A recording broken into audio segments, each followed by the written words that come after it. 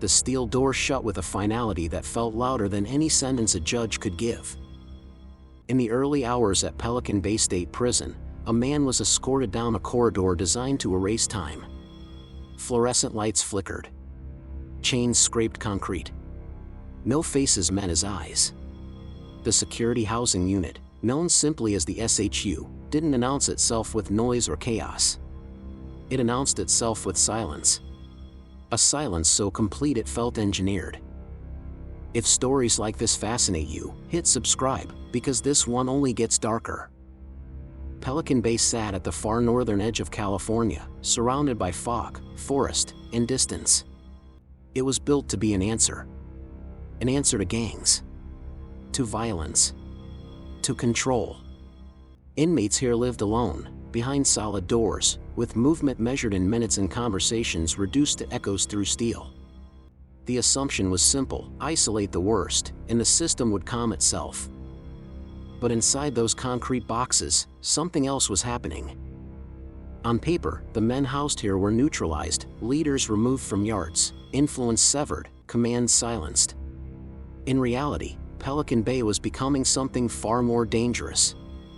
A place where power didn't need proximity. Where words traveled farther than fists. Where silence itself became a weapon. Guards noticed patterns they couldn't explain. A stabbing hundreds of miles away, followed by a quiet shift inside the SHU. An inmate transferred out, then months later attacked in another facility, by someone who'd never met him. Files piled up. Dates overlapped. Names repeated. But nothing connected cleanly enough to stop it. The prison's atmosphere tightened. Every door buzz sounded heavier. Every escort felt watched. Men inside the SHU learned to speak without speaking, through coded kites, routine movements, brief glances during showers. Messages passed through hands that would never touch the sender. Orders outlived the men who gave them. Two names began surfacing again and again in intelligence briefings, whispered among investigators and administrators who understood exactly how bad this could get. Two organizations that had survived decades of lockdowns, crackdowns, and internal fractures. Both disciplined. Both patient. Both capable of reaching far beyond these walls. Officially, Pelican Bay was calm. No riots. No open wars. Just routine. Unofficially, it was becoming a command center. As one investigator would later admit, the mistake wasn't underestimating violence. It was underestimating influence. Because the more tightly Pelican Bay tried to seal itself off from the world, the more its most dangerous inmates learned how to project power outward, quietly, methodically, and without ever leaving their cells. And the moment authorities realized what was really happening inside the SHU, it was already too late. The first real crack in the facade didn't come from a riot or a body count. It came from paperwork. Analysts inside the California Department of Corrections began laying incident reports side by side: stabbings in Salinas Valley, assaults in Corcoran, sudden shifts in yard alliances at prisons hundreds of miles apart. On their own, each case looked isolated. Together, they formed a pattern that felt deliberate. Timed. Ordered. At the center of that pattern sat Pelican Bay. The SHU was never meant to be a place of influence. Inmates spent up to 23 hours a day alone, their only human contact filtered through steel and procedure. Yet within those constraints, systems evolved. Messages were written in code, disguised as legal notes or personal reflections. Instructions passed through intermediaries, men who didn't know the full picture, only their piece of it. Loyalty was enforced not through proximity, but reputation. Pressure replaced presence. For gang leadership, Pelican Bay became ideal. Removed from daily chaos, leaders could think, plan, and wait. Retaliation didn't need to be immediate. It just needed to be inevitable. A perceived betrayal today could be answered months, or years, later, in a different prison, by someone who had never heard the original conversation. Correctional officers felt the tension long before they could prove it. Certain inmates refused cellmates without explanation. Others suddenly requested transfers, visibly shaken but unwilling to say why. Some cooperated in whispers, then retracted everything days later, fear settling back in like a shadow. Even guards weren't immune to the psychological strain. Every routine escort felt heavier when you realized silence could carry intent. That a man standing calmly in cuffs might be directing violence far beyond the walls you were paid to secure. Then came the discovery that shifted everything. Investigators traced multiple violent incidents back to a single source, not a location, not a yard, but a sequence of communications that began inside the SHU. The orders weren't explicit. They didn't have to be. A phrase here. A symbol there. A shared understanding built over decades of incarceration. Pelican Bay wasn't just containing gang leadership. It was concentrating it. The assumption that isolation would weaken influence was wrong. It refined it.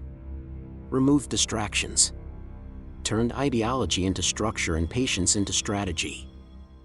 As officials began to grasp the scope of what was unfolding, they faced an unsettling realization: shutting down the SHU wouldn't undo what had already been set in motion. Because the conflict wasn't confined to one prison. It was embedded across the entire system. And the deeper they dug, the clearer it became that this wasn't a series of random acts. It was a war being fought quietly, efficiently, and almost entirely out of sight. The response came too late to stop the damage, but just in time to expose the truth. By the time prosecutors and prison officials coordinated across institutions, the scale of the hidden conflict was undeniable.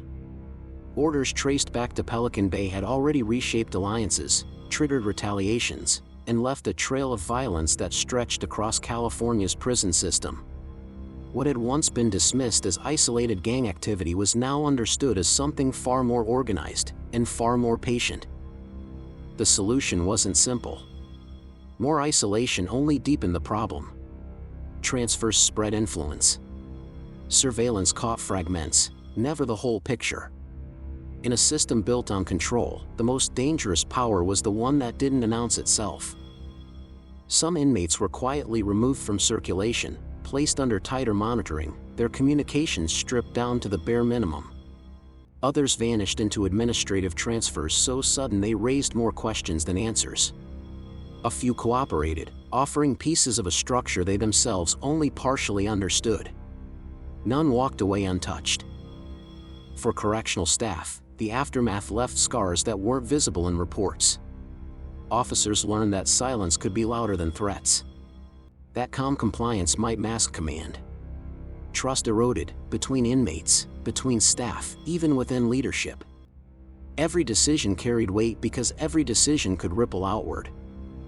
Pelican Bay remained standing, but its identity had changed. No longer just a supermax designed to break violence through isolation, it became a case study in unintended consequences. A place that proved confinement alone couldn't dismantle ideology, loyalty, or long memory. The walls were real. The power was abstract and harder to contain. Years later, the echoes of that secret war still lingered in classification files and intelligence briefings. Names crossed out. Codes updated. Policies rewritten. But the lesson remained unresolved: when influence adapts faster than authority, control becomes an illusion. Inside Pelican Bay, the doors still close the same way. Steel still locks steel. And men still sit alone with nothing but time. Yet what happened there changed how the system understood itself, not as an enforcer of silence, but as a landscape where silence could be weaponized. Because the most disturbing truth wasn't that violence escaped Pelican Bay. It was that it was never trapped there to begin with.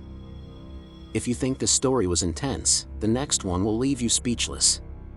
Subscribe for more true crime stories that'll keep you on the edge of your seat.